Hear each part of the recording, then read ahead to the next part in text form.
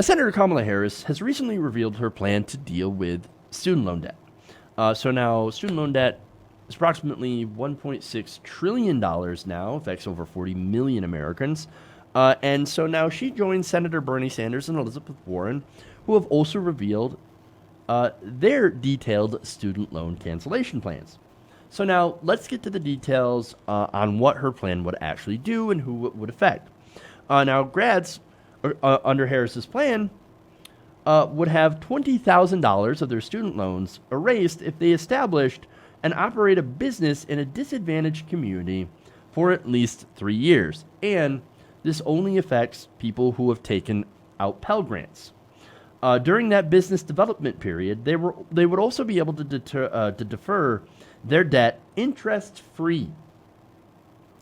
Now, Harris's plan specifically aims at historically black colleges and universities and wants to try to increase black entrepreneurship.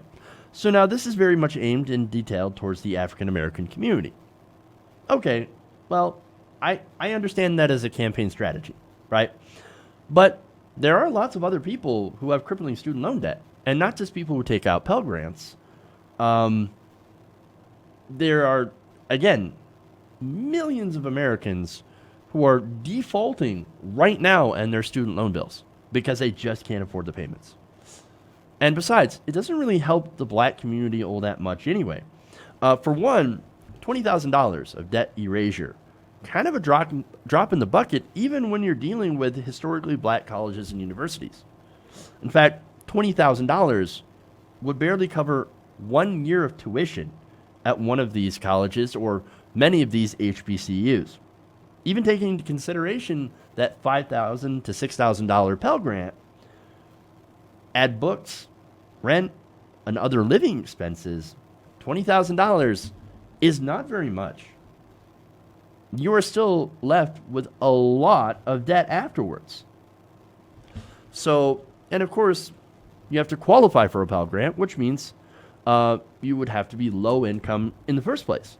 Pell Grants are reserved for students from low income households and can provide up to $6,195 for one school year. In the 2017-2018 school year, about 7 million people received Pell Grants. So of those 7 million people, if you create a business and it operates for 3 years in a disadvantaged area, then you can have up to $20,000 of your debt erased. That seems incredibly narrow. Look, the problem here is, again, if you can't afford a school or to go to school and you need a Pell Grant, then how are you going to graduate and create a business in a disadvantaged area in the first place? Look, some people have done it, and that's great, and that's amazing. Way to go, right? You're obviously very extremely talented at business or had some sort of backing, whatever. That's great.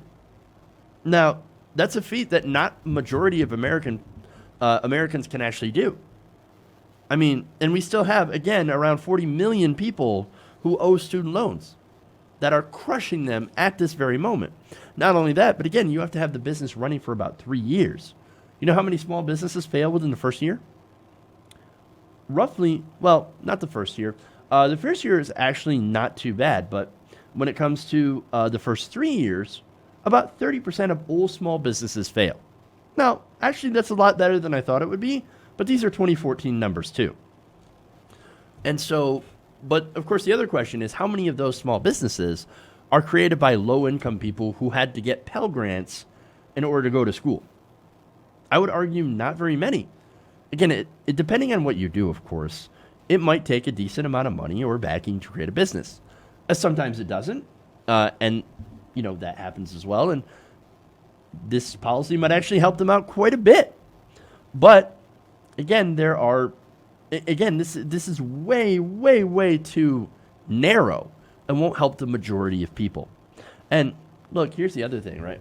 So say you do take up a Pell Grant and you are able to get enough money to go and start a small business, maybe incur some debt, to get equipment, etc., or employees, whatever, right?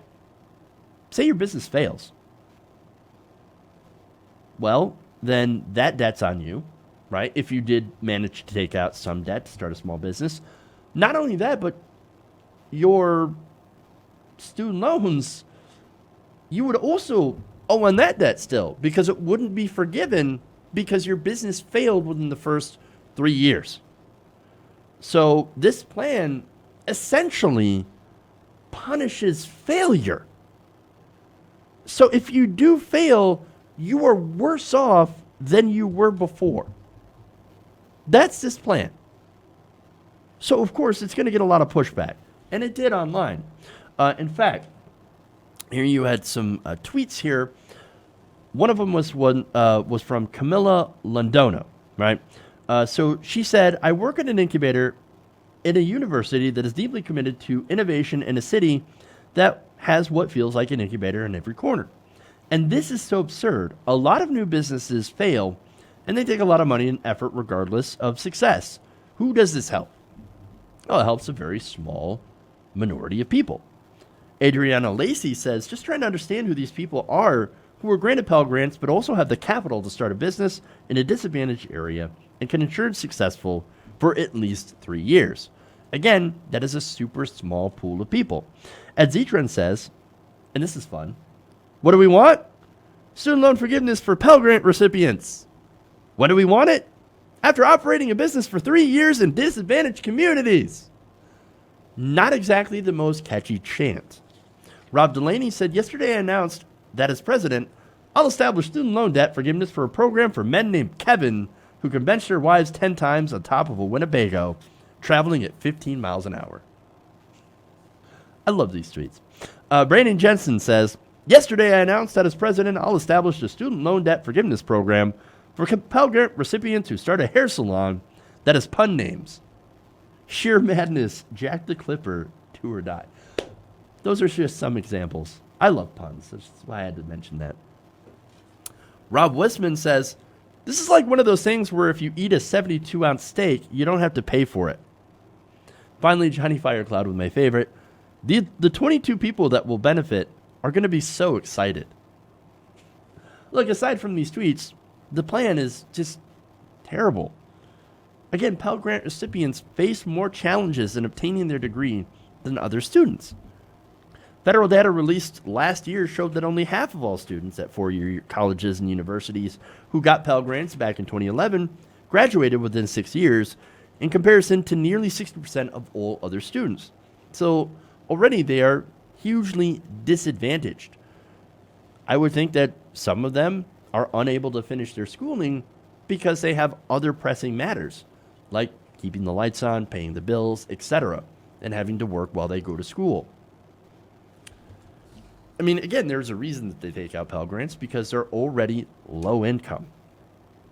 In fact, Jessica Thompson, Policy and Research Director at the advocacy group, the Institute for College Access and Success, talked to PBS, told them last year, there is some threshold at which there are things that colleges don't have control over and can't be accountable for. But if you are consistently leaving more students worse off than when they came to you through these loans, that doesn't seem like a worthwhile investment. Stuff like this is hard, but there's no question colleges and universities could be doing better for these students.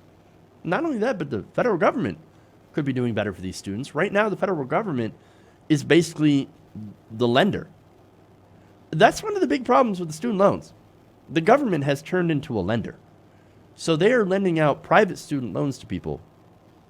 And then basically when the bill is due, they contract these third parties out to collect student loan debt. And so these are your servicing companies like Sallie Mae, Nelnet, etc. Why are these private corporations trying to recoup this debt? And more importantly, why do you have to go into debt to get an education anyway? An education that is required for a lot of high-end jobs that are, that actually pay a decent amount and give decent benefits, as opposed to, of course, jobs that don't offer decent pay and don't offer benefits, that are unskilled.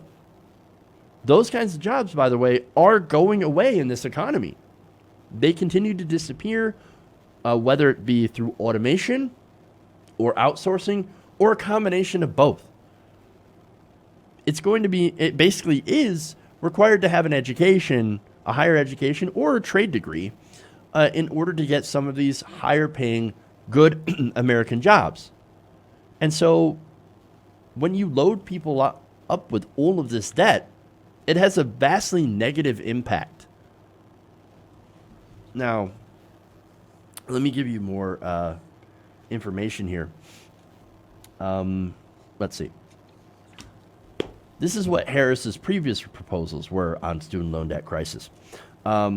Basically, she would make 4-year public college debt-free, not free, just debt-free, and expand the income-driven repayment program, which allows borrowers to elect to repay their loans as a percentage of their income. So not only that, but she also would make community college free as well. That's your 2-year community colleges. So here we have a candidate, based on all the information, that is dealing in half measures. Or actually, more like a quarter measure. Elizabeth Warren's plan is a bit more robust. It does have means testing and will only forgive about $50,000 worth of student loan debt. So I guess that is more your half measure. And you have this thing that's more of like a quarter measure. So you're asking for a quarter of the loaf as opposed to the whole loaf. Whereas, again, that's Bernie Sanders' plan, who has the simplest and most comprehensive plan. Take all student debt and wipe it out of existence. Hey guys, hopefully you enjoyed that free video. Now I'm going to have to ask you a favor. Between the demonetization and the YouTube algorithm messing around with view counts, etc., we're having a hard time adjusting to the new YouTube reality, which is where you guys come in. See, we have a Patreon, patreon.com/TYTNation, set up to help us rely on you guys, the viewers, instead of big corporate ads. Look, you know the show. You know I'm not in favor of big corporations anyway.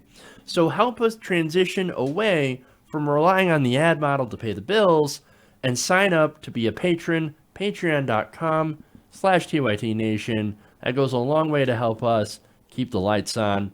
And you guys will know that you're supporting independent, progressive media.